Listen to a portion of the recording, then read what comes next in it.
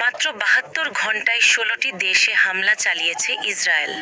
দেশগুলো হলো কাতার, Lebanon, Syria, Tunisia, Yemen এবং ফিলিস্তিন বা গাজা উপত্যকা। গাজায় একের পর এক বিমান হামলায় প্রাণ গেছে অন্তত ১৫০ জনের, আহত হয়েছেন শত শত মানুষ। প্রতিদিনই হামলার মাত্রা বাড়ছে। কাতার, মঙ্গলবার কাতারের রাজধানী দোহায় হামাস নেতাদের বৈঠকে বিমান হামলা চালায় ইসরায়েল। বৈঠকটি ছিল গাজা বিরতি নিয়ে যুক্তরাষ্ট্রের প্রস্তাব আলোচনা করার জন্য। এই হামলায় নিহত হন অন্তত ৬ জন।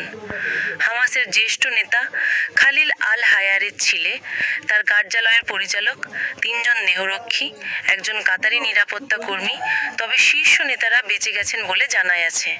ইয়েমেন, এর আগে গত ২৮ আগস্ট ইসরায়েলি হামলায় ইয়েমেনের হুতি সরকারের প্রধানমন্ত্রী আহমেদ আল রাহাভি এবং কয়েকজন শীর্ষ কর্মকর্তা নিহত হয়েছিলেন। লেবানন, সিরিয়া ও তিউনিসিয়াতেও ইসরায়েল গত কয়েকদিনে সামরিক অভিযান চালিয়েছে। প্রতিবারই লক্ষ্য ছিল বিভিন্ন প্রতিরোধ গোষ্ঠীর ঘাঁটি এবং রাজনৈতিক নেতাদের বৈঠক।